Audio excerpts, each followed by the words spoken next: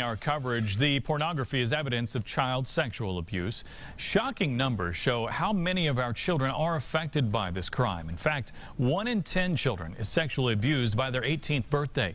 But even more shocking is who's behind it. RTV6's Katie Hines is here with those details for us. Katie. Todd, 90% of those children, 9 out of every 10, are abused by someone they know. Child advocates say the best way to protect your kids is through awareness and education. Child advocates like Toby Stark say it's critical to arm children and parents with the knowledge to recognize that something isn't right. Her organization, Chauncey's Place, offers 2 programs, one for children focused on body safety and a second that teaches adults the warning signs and how to respond. If your child was at one point, very outgoing, good grades, so on and so forth, and then there's a sudden shift, pay attention to that. If you had a child who was traditionally, quiet and reserved, but also is becoming angry, pay attention. Red flags include regressive behavior like bedwetting or a sudden fear of a particular place.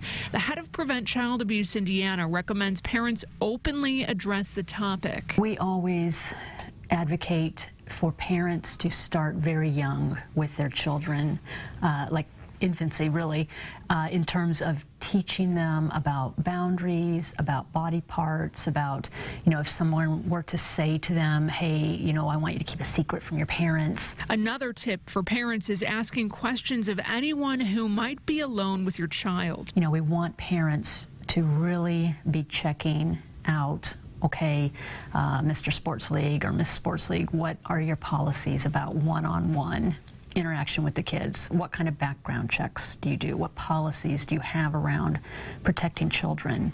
It's all to prevent trauma that can change a child's life. There is an increased likelihood for depression, for anxiety, for potential promiscuity, drug use.